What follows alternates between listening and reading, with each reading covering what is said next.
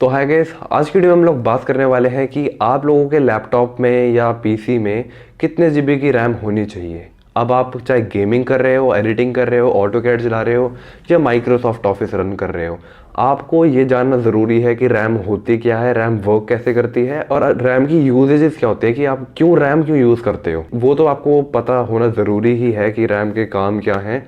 और अगर आप ये चीज़ नहीं जानोगे तो फिर आप उस बंदे के जैसे बन जाओगे और आप अपने लैपटॉप में 8 GB की रैम लगा के कहोगे परफेक्ट गेमिंग पीसी है। ऐसा नहीं है मेरे दोस्त, सबके लिए अलग अलग चीज़ें होती हैं, सबके लिए अलग अलग चीज़ें वर्क करती हैं। तो अगर आपको जानना है कि आपके लैपटॉप में कितनी रैम होनी चाहिए आपके हिसाब से ही, अब अगर मैं एक पर्टिकुलर नंबर बता दूं और आपको यूज़ उस हिसाब से नहीं है तो वो चीज़ आपके लिए वेस्ट ही जाएगी। जानना तो देखो आपको ही पड़ेगा कि आपके पीसी में कितनी रैम होनी चाहिए। मैं तो जस्ट आपको गाइड कर सकता हूँ। गाइड करने से पहले आप लोगों को ये जानना ज़रूरी है कि रैम क्या होती है और रैम हम क्यों यूज़ करते हैं और रैम के फंक्शंस क्या होते हैं।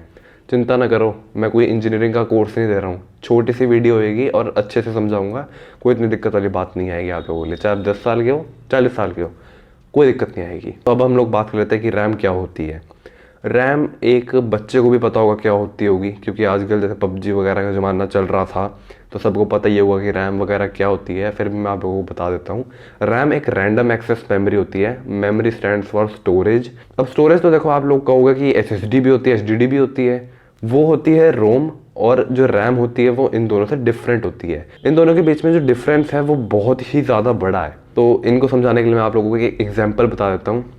आप ये मानो कि हमारे पास एक टेबल है जिसका नाम है रैम, हमारे पास एक कबर्ड है जिसका नाम है रोम, और हमारे पास एक बंदा है जिसका नाम है CPU। ठीक है, वो बंदा आता है अपने ऑफिस में, वो अपने कुर्सी पे आराम से बैठता है और उसके सामने वो सारी चीज़ें टेबल पे पड़ी हैं जो कि उस पर वो एक्टिवली वर्क कर रहा है। जैसे कि कोई फाइल है या उसका खुद का लैपटॉप है या फ़ोन है या चार्जर है, वो उसने अपने टेबल पे रखा हुआ है। ठीक है, ताकि वो फटाफट से वो वाली चीज़ उठा के उस पर काम करने लग जाए। लेकिन उसके कबर्ड के अंदर इतनी सारी चीज़ें पड़ी हैं जिस पे वो भी काम नहीं कर रहा है। जब उसको वो काम करना होगा वो अपने कबर्ड में से निकालेगा और अपने टेबल पे रख के काम करना शुरू कर देगा।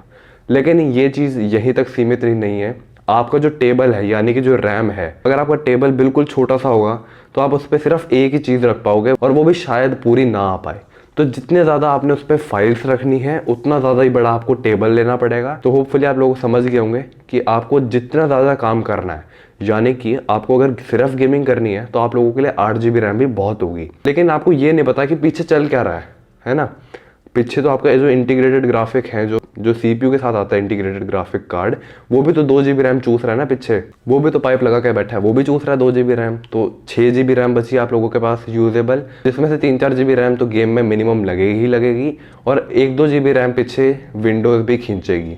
तो 2 पाइप तो आपके लगी हुई हैं। एक पाइप आपको खुद डालना पड़ेगा गेमिंग के लिए, जिसमें वो खुद चूसेगी रैम, और उससे क्या होगा, आपकी 8 GB रैम पूरी यूज़ हो रही होगी। और अगर आप एक आधा टास्क और परफॉर्म करोगे तो वो आपके जो गेमिंग परफॉर्मेंस है या फिर और किसी और चीज़ की परफॉर्मेंस, एडिटिंग परफॉर्मेंस है, वो डाउन हो जाएगी। तो जो 8 GB की रैम है वो आपके लिए तब तक परफेक्ट रहेगी जब तक आपने सिर्फ एक गेमिंग ही करनी है।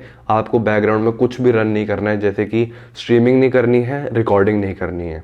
लेकिन अगर आपको रिकॉर्डिंग भी करनी है, स्ट्रीमिंग भी करनी है, तो आप लोगों को क्या करना पड़ेगा, 16 GB की रैम लगानी पड़ेगी। अब इसमें से आपको कितने यूजेबल मिलेगी, 2 GB तो आप इंटीग्रेटेड ग्राफिक कार्ड के पास छोड़ दो। ठीक है, कुछ विंडोज़ प्रोसेसर्स के साथ छोड़ दो, यानी कि 1-2 GB रैम, ये 4 GB रैम तो आप यहाँ से निकाल ही लो। आपके पास अब 12 GB रैम बचेगी। 12 GB रैम में 2-3 GB आप आराम से स्ट्रीमिंग कर सकते हो। बाकी गेमिंग करते हुए आपके पास बहुत सारी रैम बच जाएगी, आप आराम से फिर उस चीज़ का फ़ायदा उठा सकते हो। ठीक है, लास्ट चीज़ क्या आती है हमारे पास, लास्ट सिचुएशन क्या है कि आप एक बहुत ज़्यादा बड़े स्ट्रीमर हो, ठीक है, और आपके पास एक CPU है जिससे आप ट्रिपल या डुअल मॉनिटर सेटअप चला रहे हो। एक पे आप साथ के साथ एडिटिंग भी कर रहे हो एक मॉनिटर पे और उसमें स्ट्रीमिंग भी ऑन है, एक पे आप गेमिंग कर रहे हो। अब आपके पास मॉनिटर्स तो दो हैं, लेकिन जो दिमाग है वो तो आपके पास एक ही CPU है ना। उसी CPU के अंदर अगर आप सिर्फ 16 GB की रैम लगाओगे तो वो वर्क नहीं कर पाएगी, क्योंकि उसको मॉनिटर तो चलाना है ही, और उसके साथ साथ जो आप प्रोसेसेस कर रहे हो, जैसे कि गेमिंग के साथ एडिटिंग करोगे तो आपको जो रैम कंजम्पशन होगी वो बहुत ज़्यादा हो जाएगी, फिर गेमिंग परफॉर्मेंस कम हो जाएगी। तो अगर आपको डुअल मॉनिटर या ट्रिपल मॉनिटर सेटअप चलाना है तब आपके पास 32 GB रैम का होना ज़रूरी है। लेकिन अगर आप सिर्फ गेमिंग करते हो फिर 32 GB की रैम लगा के बैठ गए हो तो फिर तो उसका कोई फ़ायदा नहीं है। अब होपफुली आप लोग समझ गए होंगे कि रैम और रोम डिफरेंट कैसे हैं, आपको कितने GB की रैम लगानी चाहिए वो भी आप समझ ही गए होंगे। जितना ज़्यादा आपने उस पर काम करना है, आप जितना ज़्यादा अपने टेबल पे काम करना है उतनी ज़्यादा रैम आप लो। अब छोटी सी बात तो आपको पता ही होगी ना कि अगर आपको एक चार्ट बनाना है तो आपको बड़ा टेबल चाहिए होगा, और अगर आपको एक A4 साइज शीट पे काम करना है तो आपको छोटा टेबल चाहिए होगा। होपफुली आप लोग समझ गए होंगे, लेकिन अगर आप फिर भी नहीं समझ पाए हो तो आप नीचे कमेंट कर दो और आपको अपनी यूजेज बता दो कि मेरी ये यूजेज है। मैं आपको कमेंट में रिप्लाई कर दूंगा कि आप इतने GB की रैम उसमें लगवा लो या एक्सटेंड कर लो। और आपके पास जो कंप्यूटर है उसकी स्पेसिफिकेशंस भी भेज देना याद से, ताकि मैं थोड़ा सा अच्छे से आप लोगों को बता पाऊँ।